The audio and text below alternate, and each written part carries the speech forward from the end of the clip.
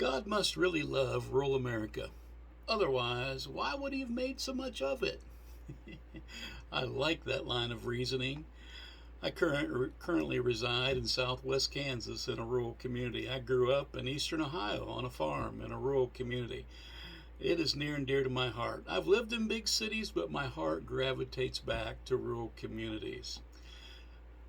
I'm Adrian Halverstadt, and I direct the criminal justice program here at Barclay College, the college that provides free tuition or full tuition scholarships to all students who come and study with us here on campus. I would invite you to check us out on the internet at barclaycollege.edu. We'd love to have you in one of our programs. Our criminal justice degree is fully online as well, and you can earn that from anywhere in the world. And why a criminal justice degree? Well, the criminal justice system is the largest employer in the nation.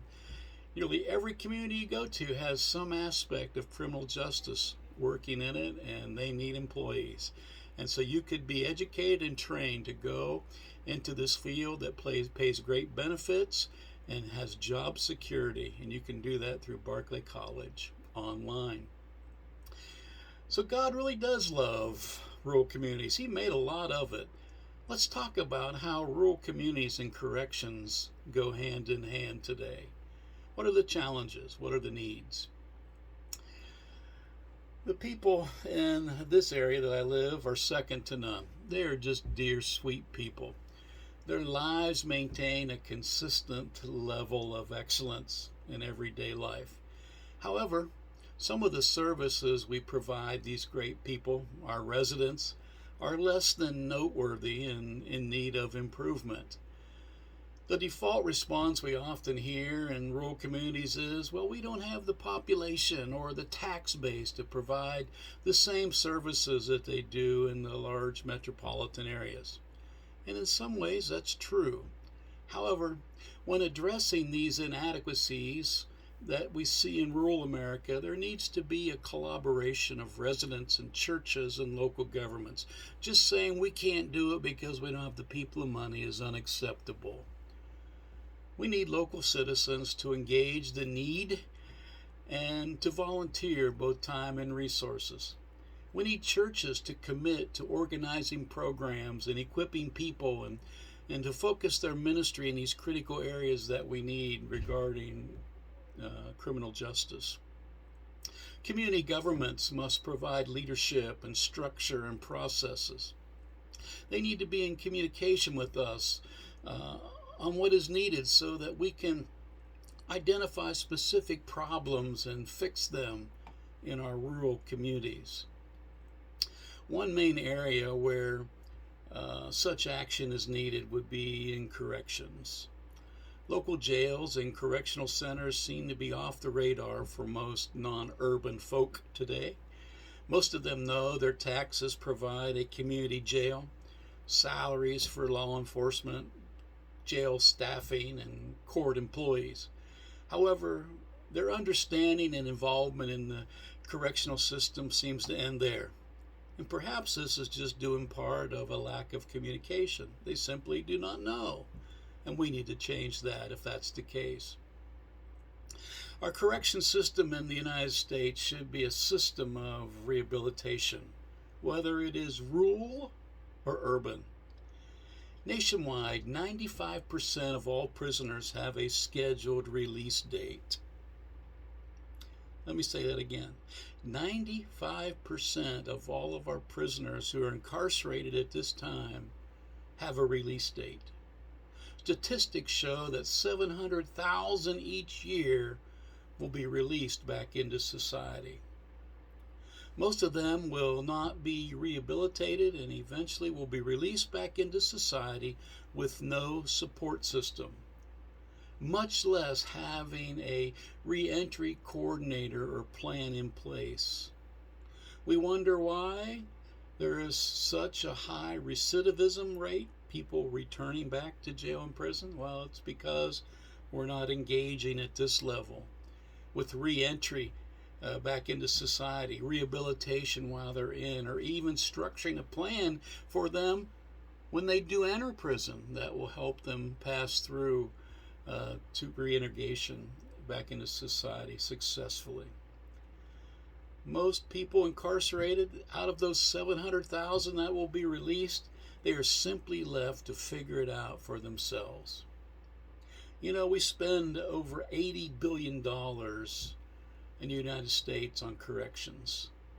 You would think that we could put more of that money to these very things, about setting up systems so that prisoners, when they enter an institution or a jail, can engage the things they need immediately to help them out on the other end. You would think that we could invest more into rehabilitation programs and personnel that would be needed. You would think that we could find ways to develop reintegration processes back in the community. The money is there, but we need to change the way we're spending it if we're going to create healthier communities, safer neighborhoods, and stop the recidivism, or at least lower it significantly in the United States of America. One would think that our rural communities would be able to do a better job at reaching out to inmates who are incarcerated in local jails and correctional facilities. You would just think that we could give the personal touch, that we would have less people that we would need to deal with in terms of inmates and such. But that's just not the case. When you look at the national picture and what's going on in rural communities, we're not doing any better than the national average. Most of us in rural communities do not have an entry program or a strategy that empowers the incarcerated to create a successful future, whether it be through workplace, in their families, or in their neighborhoods.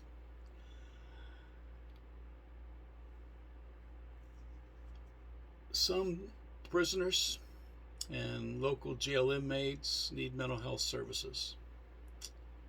And most communities can find a way to provide that should it be needed. But the majority of those who are incarcerated do not need that specific and specialized therapy. Thank God it is available when needed, but we need to address those who do not need it and yet still need resources to move them forward to health and productive living in society. When we think of the field of corrections, there are namely three E's that are associated with it. There is environment, employment, and education.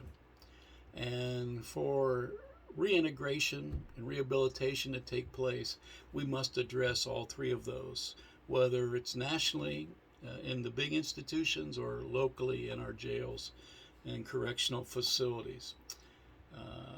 Inmates must have a positive social environment, that first E, environment, that's made up of family, friends, mentors, and community accountability. We must get involved for that to happen.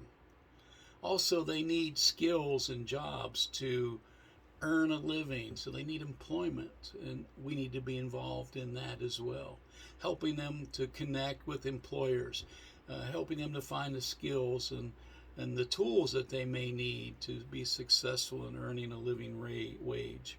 And also, we need to help them with education. Education not only to increase their knowledge and ability to think critically and make good decisions, but also educational resources that will help them heal up their past hurts and their problematic behaviors.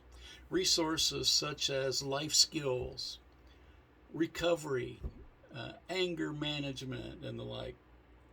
Otherwise, people who are hurting will just continue to hurt, and we know that hurt people often are the ones that hurt others.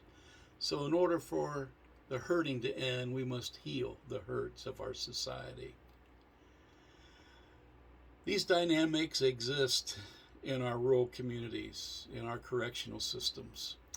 However, together we can provide much needed services to transform lives and make our local communities safer for all.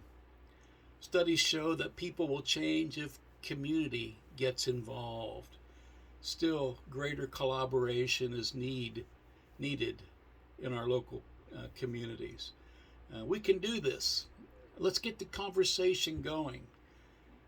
We can provide more resources and information regarding this through our criminal justice program here at Berkeley College. We'd be happy to meet with you and share more information with you. But the important thing is that we, the people, get involved. God created us to be agents of justice, to set things right in our world. And we can do that in our criminal justice system, particularly in our correctional facilities. We can get it done. Some of the references that I used for this teaching came from Abrams' 2016 volume, The Voluntary Sector in Prisons, Encouraging Personnel and Institutional Change. Another one was Harrison's textbook on penology, copyright 2019. And then in 2020, Schwerner wrote a book called Prisoner by Any Other Name, The Harmful Consequences of Popular Reforms. Maybe you want to access those resources as well. Blessings.